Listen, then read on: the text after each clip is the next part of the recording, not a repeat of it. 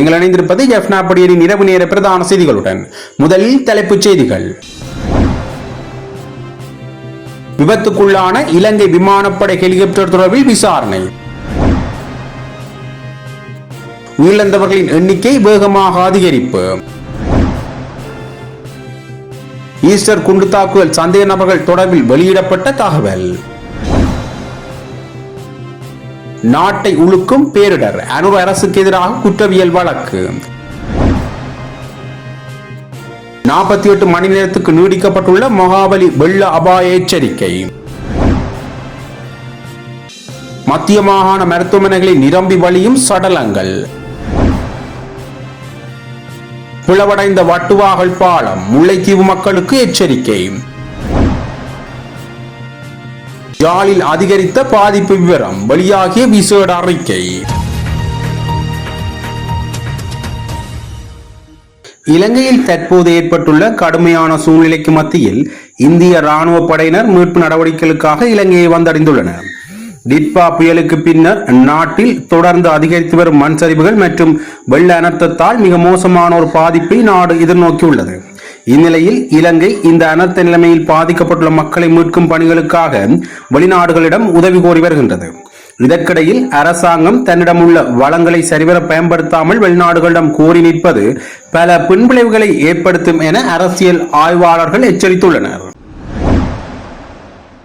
சீரற்ற காலநிலையால் ஏற்பட்ட அனர்த்தங்களினால் உயிரிழந்தவர்களின் எண்ணிக்கை 390 அதிகரித்துள்ளது. மேலும் அனர்த்த நிலை காரணமாக 352 பேர் காணாமல் போயுள்ளதாக அனர்த்த முகாமைத்துவ மத்திய நிலையம் அறிக்கை தெரிவிக்கின்றது. இன்று மாலை வெளியிட்ட இறுதி அறிக்கையின்படி இந்த தகவல்கள் வெளியாக இருக்கின்றமை குறிப்பிடத்தக்கது.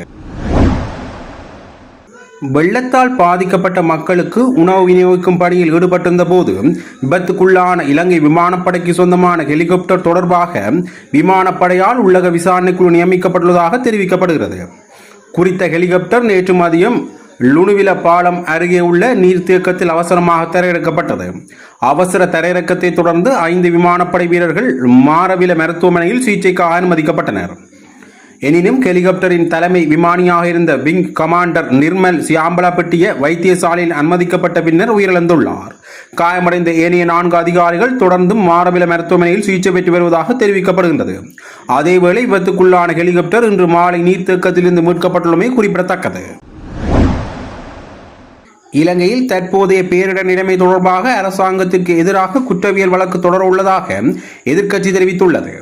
இன்று ஊடகங்களுக்கு உரையாற்றி ஐக்கிய மக்கள் சக்தியின் நாடாளுமன்ற உறுப்பினர் SM மெரிக்கார் இது தொடர்பில் கருத்து வெளியிடுகையில், குறித்த பேரிடர் நிலைமை 2019 ஈஸ்டர் ஞாயிறு தாக்குதல்களைப் போலவே தீவிரமான சம்பவம் என்று கூறியுள்ளார். மேலும் ராஜபக்சக்கள் நாட்டை திவாலாக்கியதாக அவர்கள் மீது குற்றவியல் வழக்கு பதிவு செய்யப்பட்டுள்ளது. அதனைப் போலவே தற்போதைய அரசாங்கத்திற்கும் எதிராக நாங்கள் வழக்கு தாக்கல் செய்வோம், ஏனெனில் பேரழிவில் இறந்த ஒவ்வொரு குடிமகனுக்கும் அவர்கள் பொறுப்பு என்று தெரிவித்தார். பேரழிவுகள் குறித்து முன்கூட்டிய எச்சரிக்கைகள் வழங்கப்பட்ட போதிலும் அரசாங்கம் தேவையான நடவடிக்கைகள் எடுக்க தவறியதற்காக வழக்கு தொடரப்படும் என்று நாடாளுமன்ற உறுப்பினர் மெரிக்கார் அறிவித்துள்ளார். ஈஸ்டர் குண்டு தாக்குதல் தொடர்பாக சந்தேகத்தின் பேரில் சிறையில் அடைக்கப்பட்டிருப்போருக்கு போதுமான சுகாதார வசதிகள் இல்லை என்று சந்தேக நபர்களின் சார்பாக முன்னிலையான வழக்கறிஞர்கள் நீதிமன்றத்தில் தெரிவித்துள்ளனர். முன்னாள் ஜனாதிபதிகள் ரணில் விக்ரமசிங்க மற்றும் மைத்ரிபால சிறிசேன ஆகியோரின் ஆட்சி காலத்தில் 2019 ஆண்டு ஈஸ்டர் ஞாயிற்றுக்கிழமை நடந்த தொடர் தற்கொலை குண்டு தாக்குதல் தொடர்பான வழக்கு விசாரணை இன்று 3வது நாளாக நடைபெற்றது.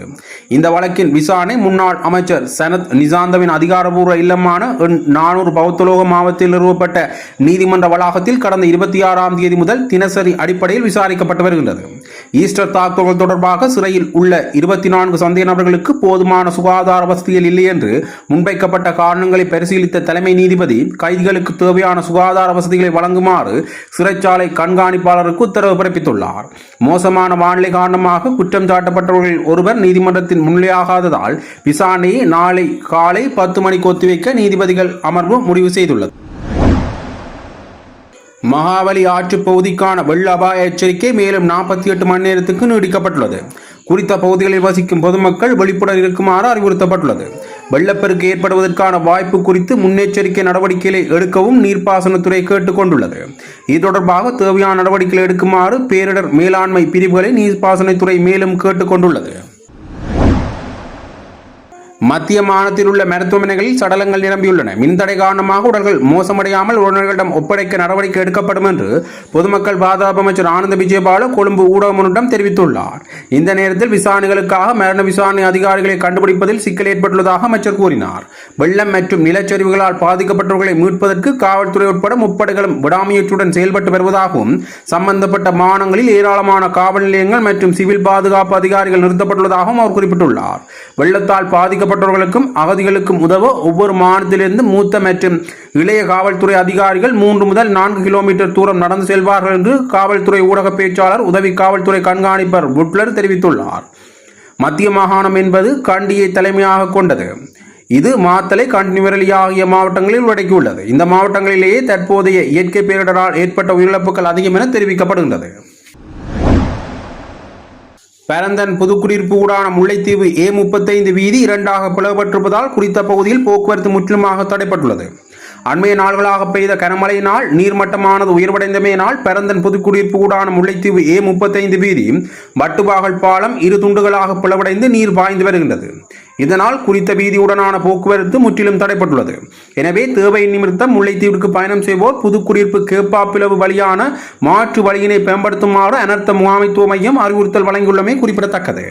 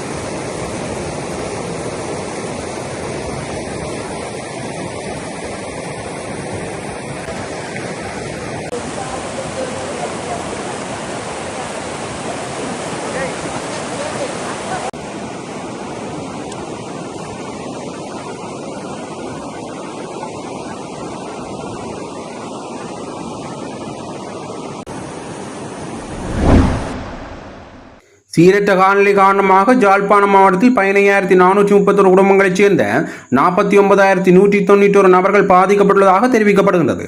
இதன்போது 3 உயிரிழப்பு சம்பவங்கள் இடம்பெற்றுள்ளதுடன் 2 நபர்கள் காயமடைந்துள்ளனர். அத்தோடு 2 வீடு முழுமையாகவும் 276 வீடுகள் பகுதிகளவுடன் சேதமடைந்துள்ளது. யாழ்ப்பாணம் மாவட்டத்தில் தற்போது 51 இடைத்தங்கல் முகாம் அமைக்கப்பட்டு 4,547 நபர்கள் தங்க வைக்கப்பட்டுள்ளனர். மேலும் தற்போது பெய்து வரும் மழை வெள்ளம் காரணமாக கடந்த 2 எலிக்காய்ச்சலில் காரணமாக உயிரிழந்துள்ளதாக யாழ்ப்பாணம் பிராந்திய சுகாதார சேவைகள் பணிப்பாளர் கேதீஸ்வரன் தெரிவித்துள்ளார். இலங்கையில் ஏற்பட்டுள்ள சீரற்ற காலநிலையால் கடற்தொழிலாளர்களின் உபகரணங்கள், வாடிகள் என்பன பலத்த சேதமடைந்துள்ளதாக தெரிவிக்கப்படுகிறது. யாழ் வடமராட்சி கிழக்கு கட்டைக்காடு பகுதியில் கடற்தொழிலாளர்களுடைய உபகரணங்கள் சேதமடைந்துள்ளதுடன் வாடிகளும் தூக்கி வீசப்பட்டுள்ளன. கடற்பகுதியில் வீசிய கடுமையான காற்றால் பல கடற்தொழிலாளர்களுடைய வலைகள் மணலால் மூடப்பட்டுள்ளன. சிலருடைய மீன்பிடி உபகரணங்கள் கடலோடு அடித்துச் செல்லப்பட்டுள்ளதாக தெரிவிக்கப்பட்டுள்ளது. மேலும் நாட்டில் ஏற்பட்ட இயற்கை பேரிடரை தொடர்ந்து இலங்கை அரச மருத்துவ அதிகாரிகள் சங்கம் பாதிக்கப்பட்ட பகுதிகளுக்கு சென்று மருத்துவ சேவைகளை மேற்கொண்டு வருகின்றனர். இது தொடர்பில் வடக்கு மாகாண அரச வைத்திய அதிகாரிகள் சங்க பிரதிநிதி கதிரமலை உமாசுதன் கருத்து தெரிவித்துள்ளார். இதேவேளை பாதிக்கப்பட்ட பல்வேறு பகுதிகளிலும் நேரடியாக சென்று சிகிச்சை மற்றும் சுகாதார மருத்துவ ஆலோசனைகளை வழங்கி வரும் மருத்துவ பணியாளர்களுக்கும் அவர் நன்றி தெரிவித்துள்ளார். நிலவும் சீரற்ற காலநிலையால் யாழ்ப்பாணம் மாவட்டத்தில் 3 உயிரிழந்துள்ளனர். 11,193 குடும்பங்களைச் சேர்ந்த 36,088 பேர் பாதிக்கப்பட்டுள்ளனர் என்று மாவட்ட அனர்த்த முகாமைத்துவ பிரிவின் பிரதிப்பணிப்பாளர் சூரியராஜா தெரிவித்துள்ளார். யாழ் மாவட்டத்தின் பெரும்பாலான பகுதிகள் தற்போது வெள்ள அனர்த்தத்தினால் பாதிக்கப்பட்டுள்ளன. இத்தகைய வெள்ள அனர்த்தத்திற்கு பின்னராக உணவு நீர் மூலம் பரவக்கூடிய நோய்களும், நுளம்புகள் மூலம் பரவக்கூடிய நோய்களும், தோல் சம்பந்தப்பட்ட நோய்களும் பரவக்கூடிய வாய்ப்புகள் இருக்கின்றன. எனவே பொதுமக்கள் மேற்படி நோய்களிலிருந்து தங்களை பாதுகாத்துக் கொள்வதற்காக பின்வரும் சுகாதார நடைமுறைகளை நாங்கள் பின்பற்றுமாறு கேட்டுக்கொள்கின்றோம்.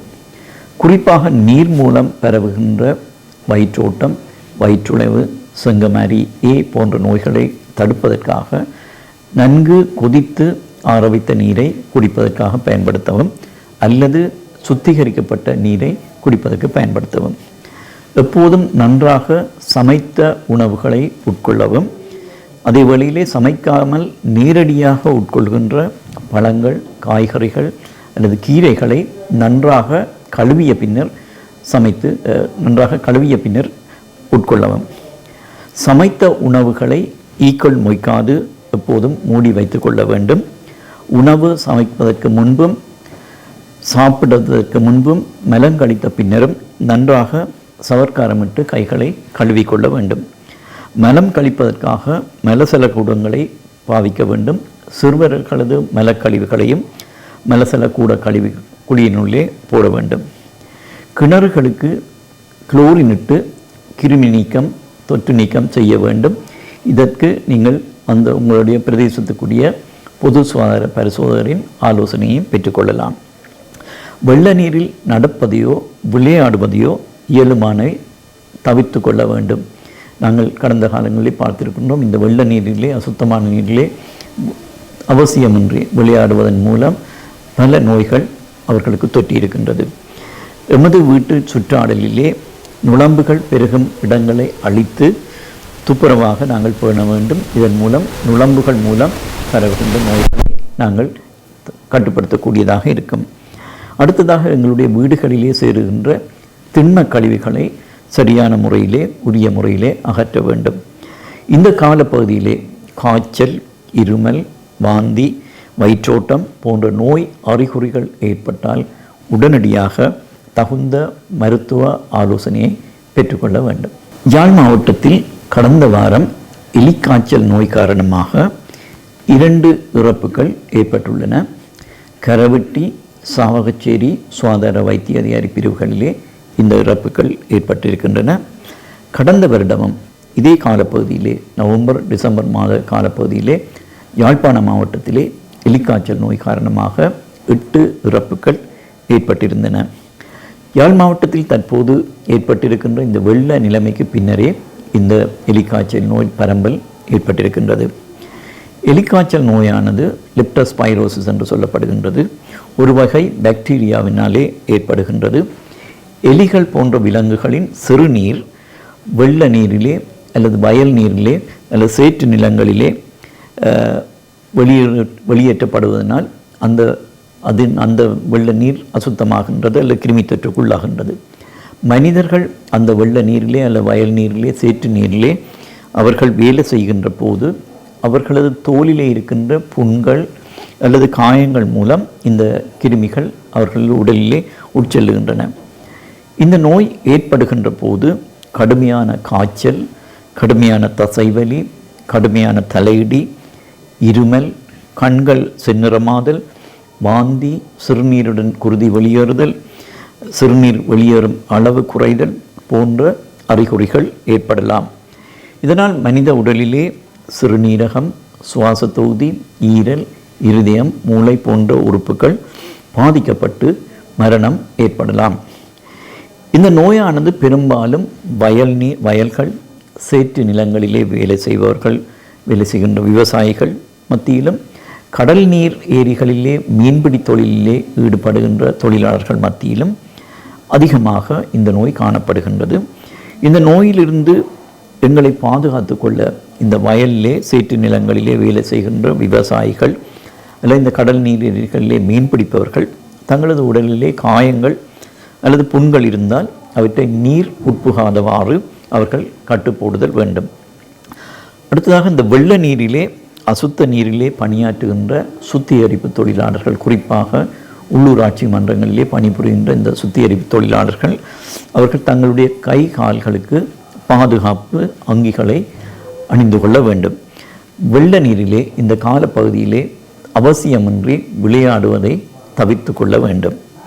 இந்த வயல்களிலே, சேற்று நிலங்களிலே வேலை செய்கின்ற விவசாயிகளும், கடல் நீர் ஏரிகளிலே பணிபுரிகின்ற மீன்பிடி தொழிலாளர்களும் உள்ளூராட்சி மன்றங்களிலே வேலை செய்கின்ற இல்லை வேறு சுத்திகரிப்பு தொழிலாளர்களும் இந்த நோய்க்கான தடுப்பு மருந்தை உங்களது பிரதேசத்துக்குரிய சுகாதார வைத்திய அதிகாரி பணிமனைகளிலே அல்லது உங்களுடைய பிரதேசத்துக்குரிய பொது சுகாதார பரிசோதகரிடமிருந்து நீங்கள் பெற்றுக்கொள்ளலாம். இந்த நோய் அறிகுறிகள் காணப்பட்டால் உடனடியாக முதல் 2 நாட்களுக்குள்ளே நீங்கள் உரிய சிகிச்சையை பெற்றுக்கொண்டால் இந்த நோயை முற்றாக குணப்படுத்தக்கூடியதாக இருக்கும். ஆனால் நீங்கள் கடந்த காலங்களிலே நாங்கள் பார்த்தது மிக தாமதமான கட்டத்திலே வைத்தியசாலைக்கு அனுமதிக்கப்படுகின்ற போது உயிரிழப்புகளை தடுப்பது கடினமாக இருக்கும். எனவே இந்த நோய் அறிகுறிகள் இருந்தால் முதல் 2 நாட்களுக்குள்ளேயே உடனடியாக தகுந்த வைத்திய ஆலோசனையை பெற்றுக்கொள்ளுமாறு நாங்கள் கேட்டுக்கொள்கின்றோம். எனவே பொதுமக்கள் அனைவரும் இந்த நடைமுறைகளை பின்பற்றி இந்த நோயை கட்டுப்படுத்த ஒத்துழைப்பு வழங்குமாறு அன்போடு கேட்டுக்கொள்கிறோம். தொடர்ந்தும் செய்திகளை அறிந்து கொள்ள ஜெஃப்னா பொடியன் யூடியூப் தளத்தோடு இணைந்திருங்கள். நன்றி, வணக்கம்.